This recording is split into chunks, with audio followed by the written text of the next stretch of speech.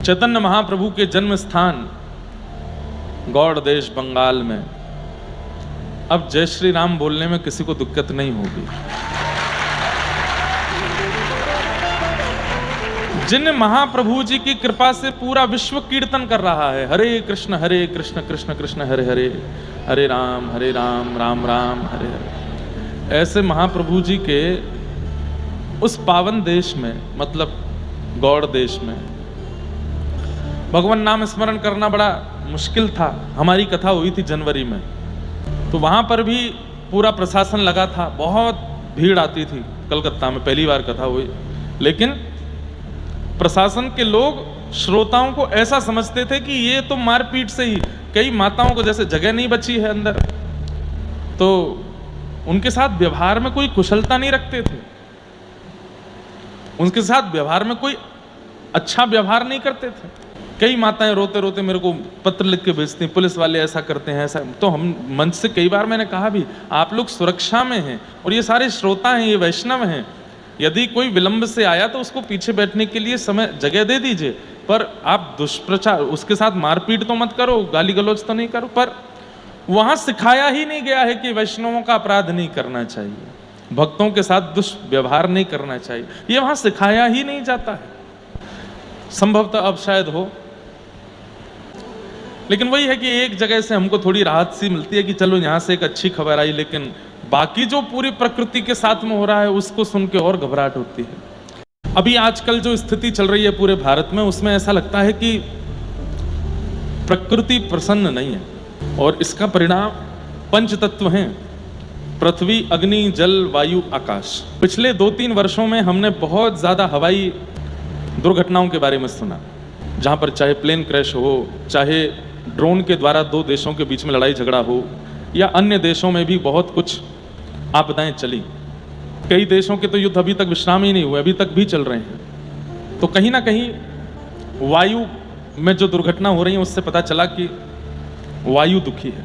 उसके बाद अग्नि, कई सारी न्यूज आपने देखी होंगी, दिल्ली में एक एसी फट गया, 9 लोग मर गए एक घर में, एसी फटने से 9 लोग मर गए, इतनी तेज आग लगी।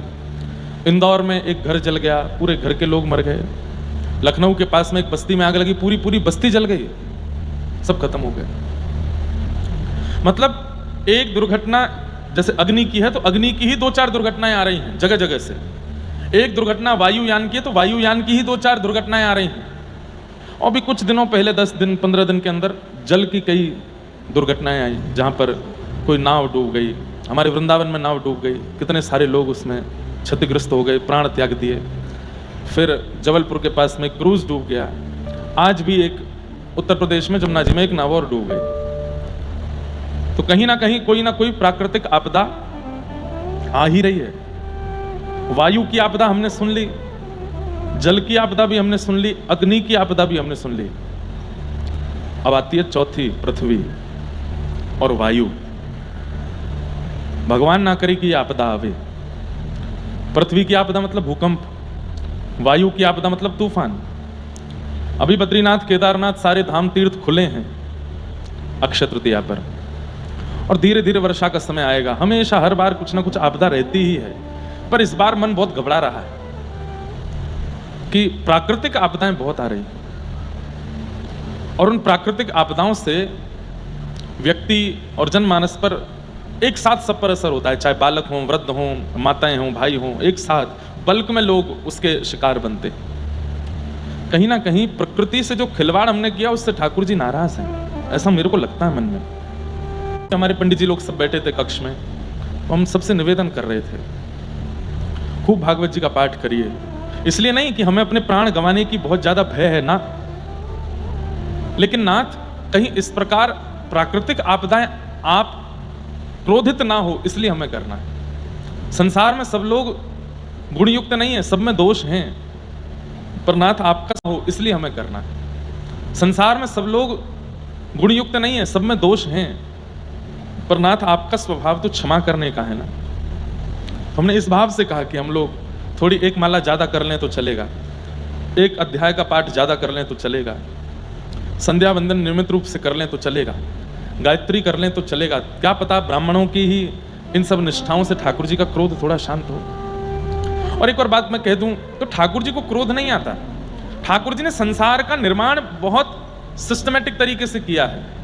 व्यक्ति ये यथामाम प्रपद्यन्ते ताम तथैव भजाम में हम, ठाकुर जी कहते हैं जो जैसा मेरी पूजा भजन करता है मैं वैसे ही मिलता हूं। और भगवान ने कर्म निराधार कर दिया है कि जैसा जैसा तुम करोगे वैसा तुमको भोगना पड़ेगा। व्यक्ति अपनी पर्सनल जीवन में कुछ करता है तो वो पर्सनली भोगता है, लेकिन जब प्राकृतिक रूप से जब आपदाएं करता है ना तो फिर सबको भोगना पड़ता है। तो कहीं ना कहीं प्राकृतिक आपदाएं थोड़ी थोड़ी आ रही हैं, इसलिए हमारी प्रार्थना है थोड़ा भजन बढ़ा दीजिए, थोड़ी ठाकुर जी की सेवा में रुचि और लाइए, आलस्य का त्याग कर दीजिए। हम उल्लासनगर में आराम कर रहे हैं, कल हम रात्रि कथा करके गए, यहाँ से दरबार भवन का दर्शन करके आए और उसके बाद गए हैं अपने कक्ष से। अब निकले हम 5:45 बजे, कल रात्रि से अब निकला हूं मैं, पूरे दिन निकला ही नहीं, कक्ष में ही बैठे थे, वहीं थोड़ी देर अध्ययन कर लिया, थोड़ी देर कोई कथा सुन ली, थोड़ी देर किसी चिंतन में चले गए, कुछ लिख रहे थे वो लिख लिए, फिर थोड़ा मन हुआ तो थोड़ा भजन कर लिए, कुछ खा लिए, कुछ भी, बस कक्ष में। क्यों, अभी 15-20 दिन खूब शरीर की वो स्थिति करके आए हैं। कल साईं भी कह रहे थे महाराज जी अभी युवा हो आप, लेकिन इतना भी मत करो, 2 घंटे 3 घंटे इतने कम नहीं सोना चाहिए। हमने कहा अभी हमको ऐसा लगता है कि युवा अवस्था है, युवा बहुत आते हैं कथाओं में, थोड़ा मेहनत कर लेते हैं, वृद्ध अवस्था में फिर कौन सुनेगा कथा, अभी सुन लेते हैं, थोड़ी ऊर्जा है गले में, थोड़ा भाव है चित्त में, तो थोड़ी देर मेहनत कर लेते हैं। 10-5 साल बाद तो पहले वैसे ही नहीं सुनने वाला कोई भी, तो 5-6 साल की और मेहनत कर लेते हैं। तो हमारी आपसे प्रार्थना है, प्राकृतिक आपदा इस बात का संकेत हो रही है कि कोई अपराध तो हमसे हुआ है, तो इसलिए करेगा कोई नहीं मैं जानता हूं, पर आप में से 2-4 लोग हैं जो मेरी बात बहुत सीरियसली ले लेते हैं। सब लेने लग गए तो बहुत अच्छा हो जाएगा, लेकिन 2-4 लोग लेते हैं। थोड़ा भजन बढ़ा दीजिए, थोड़ा नाम जप बढ़ा दीजिए, जितना अपने लिए करते हैं करिए, अब बाकी का थोड़ा प्राकृतिक प्रकृति के लिए, संसार के लिए, विश्व के लिए कीजिए। अब कब पता नहीं, कभी कभी ऐसा लगने लगता है कि कंस रावण के समय पर जैसी पृथ्वी की स्थिति थी उससे ज्यादा खतरनाक स्थिति हम लोग देखने वाले। छोटी छोटी बच्चियों के साथ दुष्कर्म हो जाता है। अभी तक ये कोई मैं कंट्रोवर्शियल बात नहीं कर रहा हूं, लेकिन एक ब्राह्मण गुरुजी मुझे सुनने में आया नासिक में, और कोई मीडिया कवरेज नहीं है उसका, उनकी 3 साल की बच्ची के साथ दुष्कर्म करके मार दिया, यही महाराष्ट्र में। कैसे हो रहा है ये? इतने पापी, इतने दुष्ट राक्षस तो सतयुग त्रेता द्वापर में नहीं थे जितने कलियुग में हो रहे हैं, और हमारे बीच ही रहते हैं वो। चलो रावण अलग से पता था कि 10 मुंह वाला है, राक्षस है, ऐसा है, वैसा है, ये है, वो है, जो उसकी एक अलग पहचान थी। लोगों को ये पता था कि वो हम सब के बीच में से नहीं है, हम सब में से नहीं है, पर आज का राक्षस तो हम सब में से ही है, हम सबके संगी रहता है वो।